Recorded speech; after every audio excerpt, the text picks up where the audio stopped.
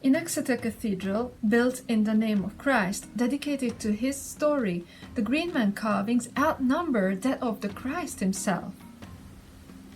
People who built these cathedrals knew something that the official theology couldn't quite say. This video is about what they knew. Hello, you glorious band of 1,600 myth-hungry marvels! Basically, this video is a collection of your comments under my last video about the Green Man and a bit of research. But before we go any further, let me just get one thing flat as a pancake first. The biblical Jesus Christ can be seen as a symbol for very many things, and this video is not about that. Okay, now that that's flat, let's get into it. So this really made me go wow. Someone commented under the last video, the original Autophagy, and I just sat there because they were totally right and I didn't spot it. But then again, basically I co-wrote this entire episode. Thank you so much, y'all are awesome. How amazing that autophagy is a biological parallel to the Kirtimukha process, which is connected to the Green Man archetype. If you haven't seen the video, it's somewhere on the screen. The body has a mechanism called autophagy or self-eating that removes what's damaged and redundant so the cell can thrive. The mystics got there about 4,000 years before the biologists, as they do. Yoshinori Ohsumi won the Nobel Prize in 2016 for discovering what the ancient people already knew. And as within, so without, as above, so below, including the psychological level that we discussed in the previous video, in the Kirtimukha initiation.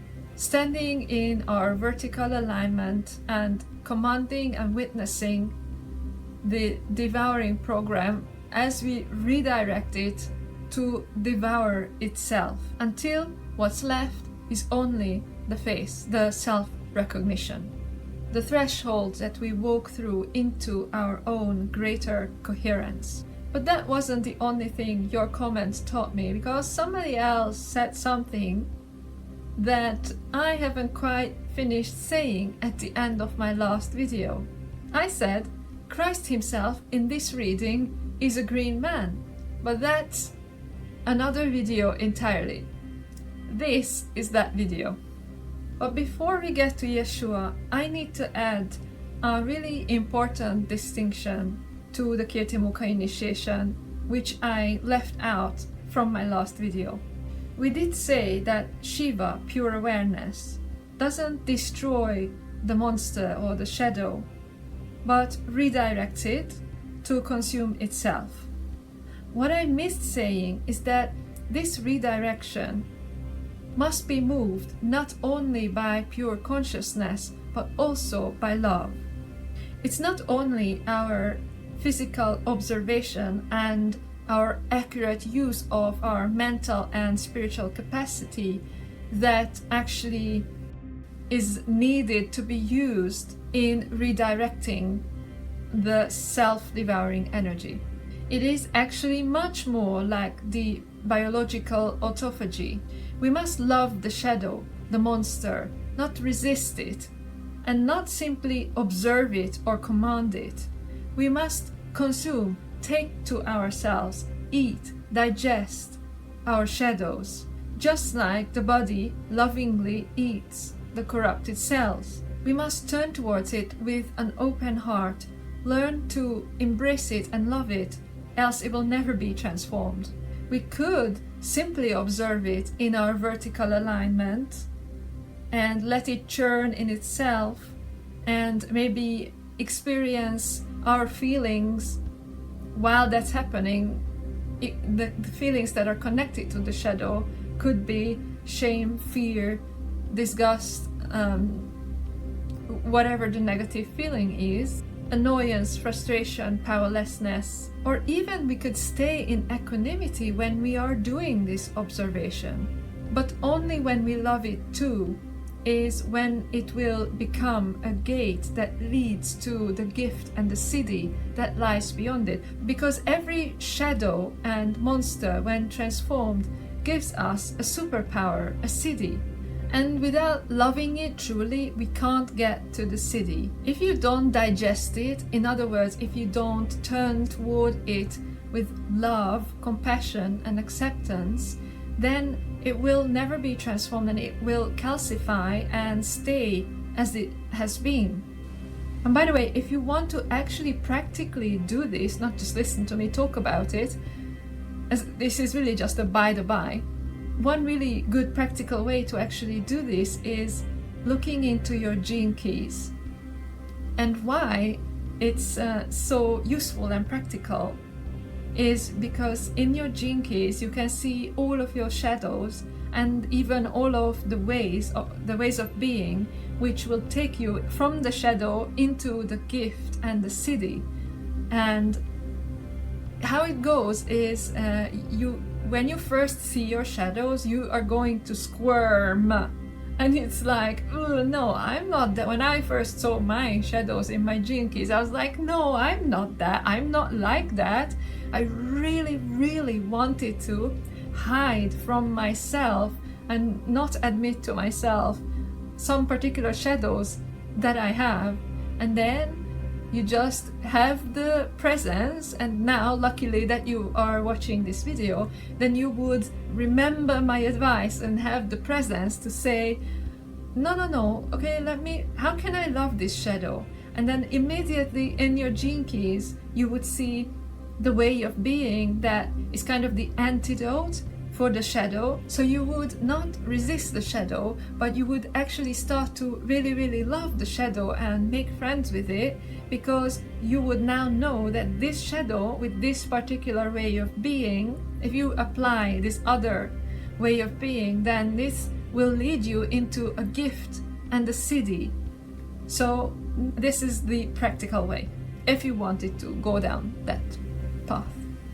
Okay, so it felt really important to add this distinction to my previous video, because I feel like this part about loving the shadow is not really discussed or symbolically shown, I feel, in the Kirtimukha initiation and the story of Shiva and Kirtimukha. And then one of you dropped this other gem in the comments which stopped me in my tracks just as much. Somebody said, in Gnosticism it can be seen as the counterfeit spirit installed within primal man, the back-end program devoid of source. And yes, the Gnostics called it the antimimon pneuma. The antimimon pneuma, yes, the counterfeit spirit, not evil in its origin, just devoid of source, running its program, copying, taking, devouring, consuming without generating. Sound familiar? It's the same energy, different tradition, same diagnosis. And what the Gnostics understood and what the Kirtimukha initiation story understands is that you cannot fight it, you cannot exile it or transcend it by force. It has to be metabolized, digested, and permeated by love light into transformation. The counterfeit spirit becomes the face of glory only through the alchemy of love and light, meeting the shadow it most fears to face. That's the initiation. Okay, so now that that's out of the way, let's get to Yeshua.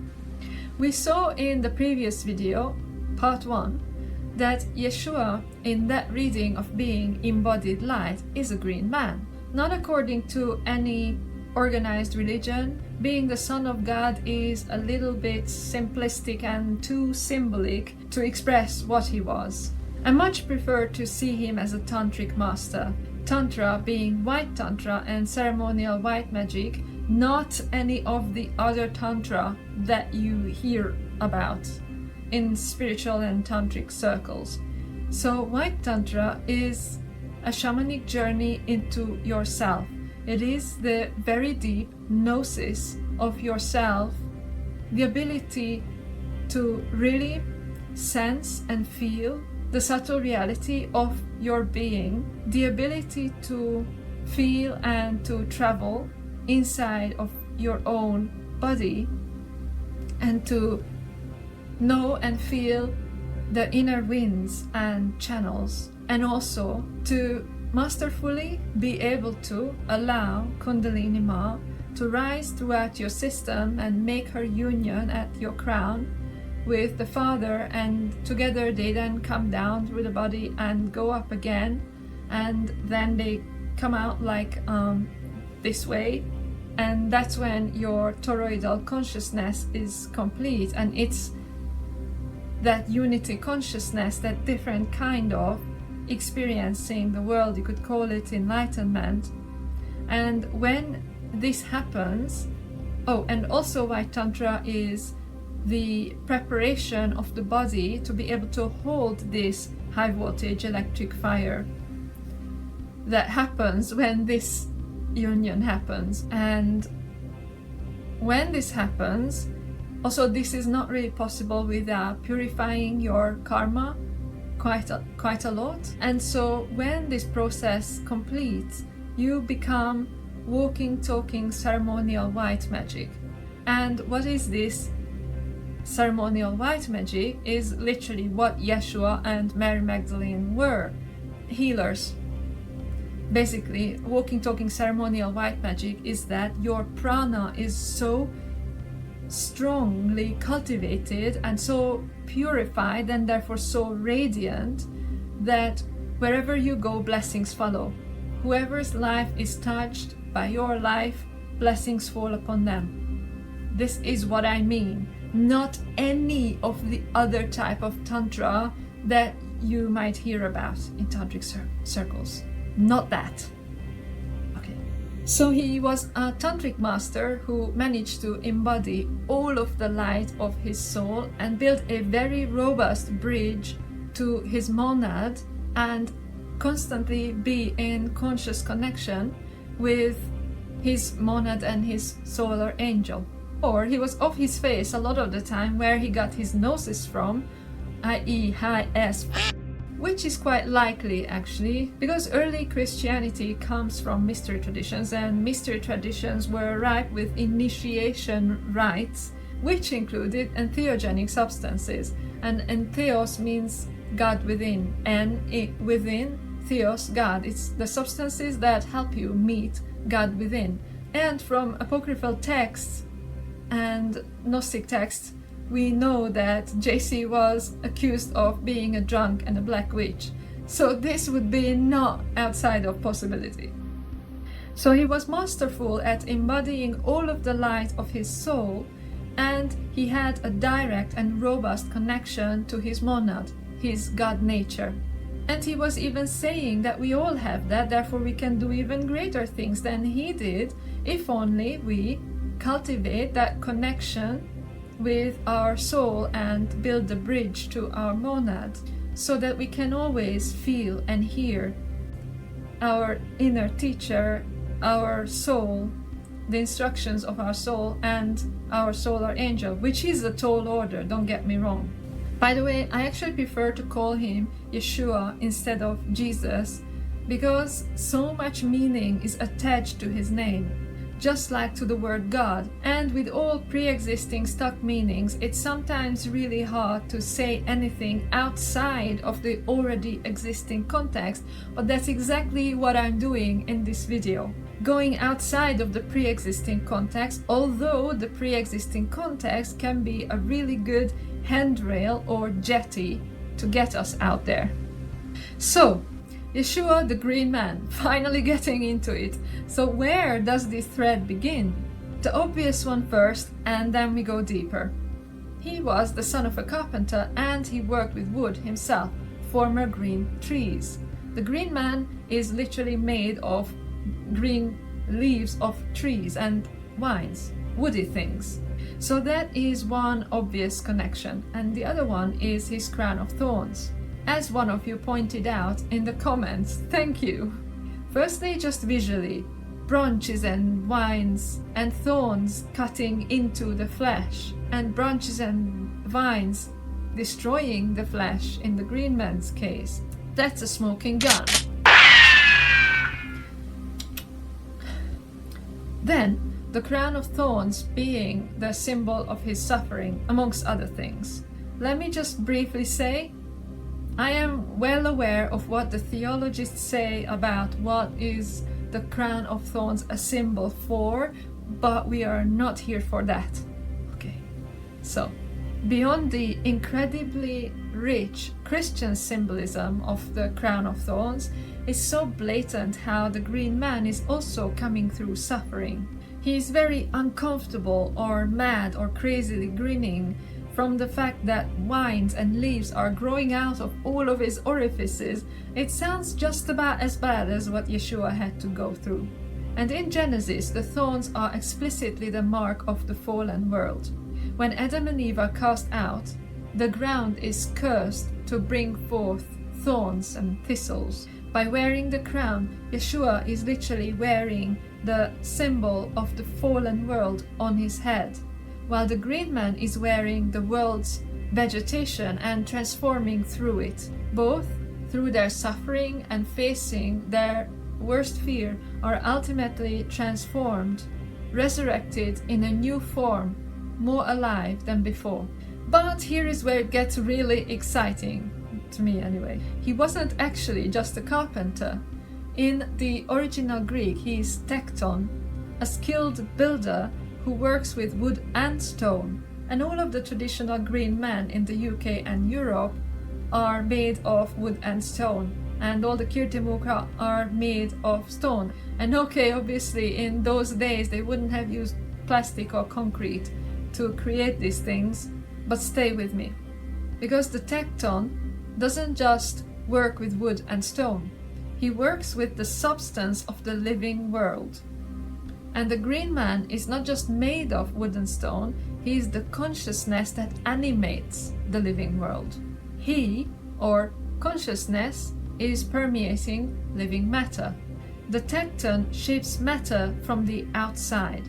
The green man is the spirit moving through matter from the inside. And Yeshua in this reading is the consciousness that chose to enter matter, become fully self-realized within it, work with it, be transformed by it, and ultimately break through it on the other side. The resurrection is obviously the death and rebirth green man moment. And there's just one more thing here, that Tekton shares its root with tectonic, as in tectonic plates, the architecture of the planet, and also with text and textere in the Latin for weaving.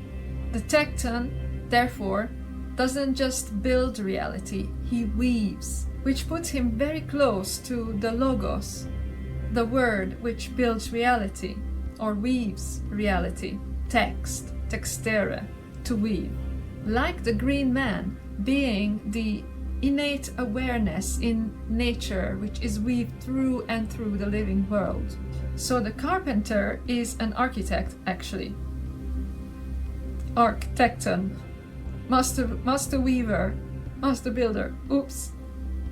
No worries, never mind. And regarding being a master weaver, who would you need to be to weave something into reality that is so close to the truth that the passing of time actually doesn't matter, that lasts so long? It's a good trade, if you ask me. And Master Weaver, because I think that he figured out what the Tibetan masters have figured out, which is how to weave back into 3D your body at will, to reconstitute, to reweave. And that means such incredibly high level of awareness and presence and knowledge of the bardos and all of that. It's mad, but he did it. So yes, Master Weaver, Architecton. And then there is the vine. Throughout the Gospels, Yeshua consistently says, I am the vine, you are the branches.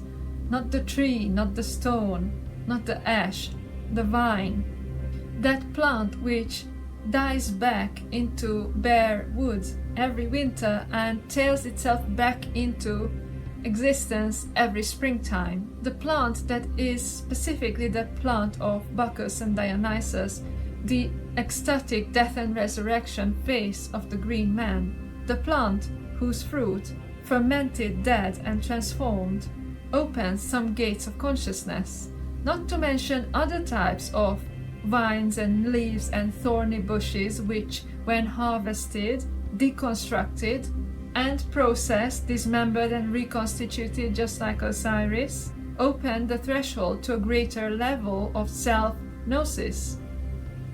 And he didn't choose the cedar or the ash, he chose the vine, the stuff that grows out of the orifices of the green man. And once again, he was accused of being a drunk and a black witch, so yeah, there's that. The green man dies every winter and returns every spring. This is not just his story, this is his function. You have to go through the ground, the darkness of earth, to come back through the ground, an impossible return. Osiris, dismembered and reconstituted. Dionysus, torn apart and reborn. The Oak King, sacrificed so the land could live. The Green Knight, beheaded and walking. Kirtimukha, self-consuming and radiant. And Yeshua, executed, entombed in stone and returning through the stone. Every single green man in history has this shape.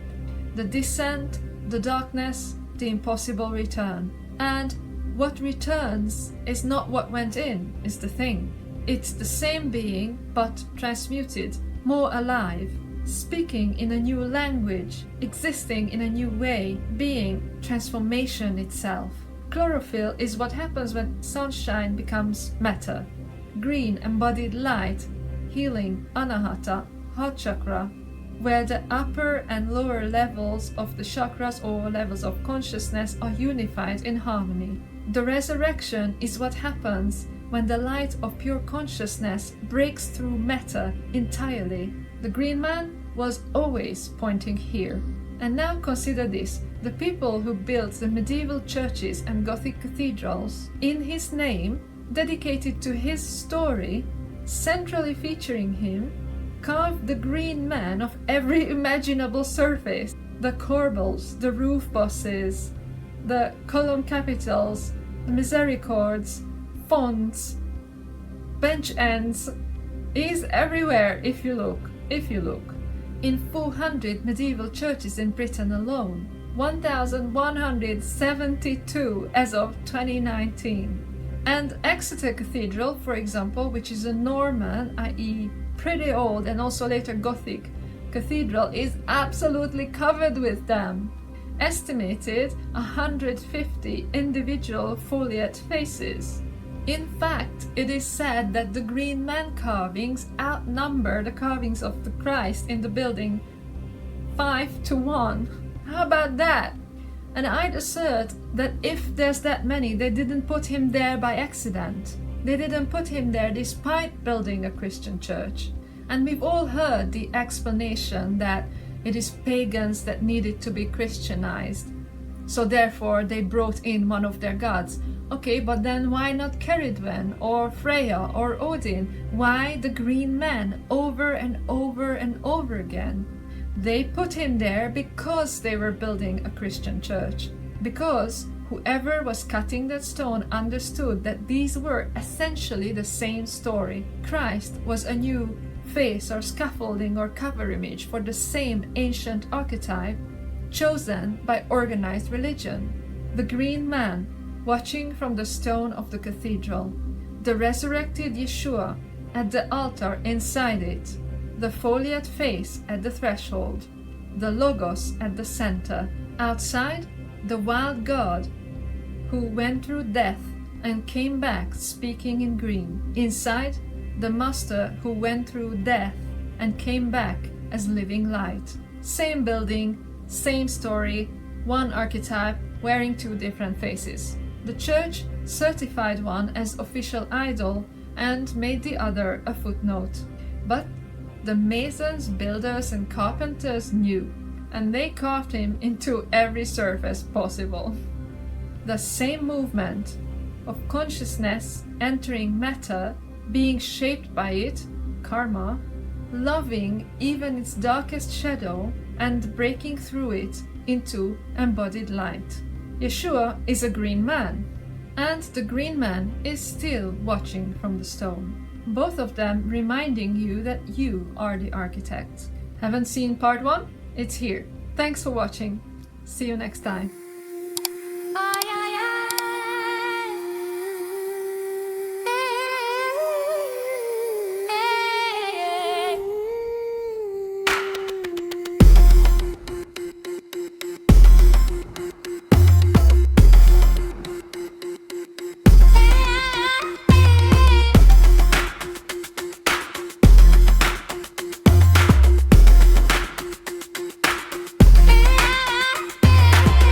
On your palms, gold in your mouth.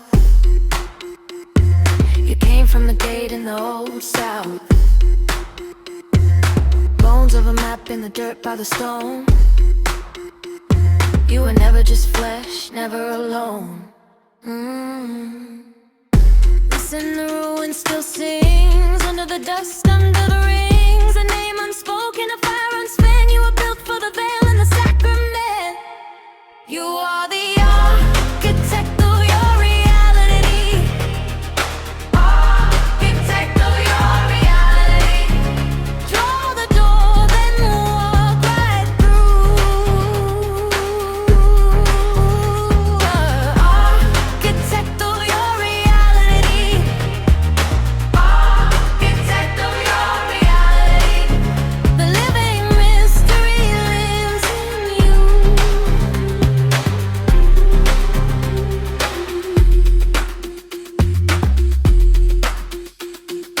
Moon over fig, salt on the skin. You read the night like a prophet's grin. Old symbols wake in the cup of your hand. Every nerve turns when you understand. Listen, the ruin still sings under the dust.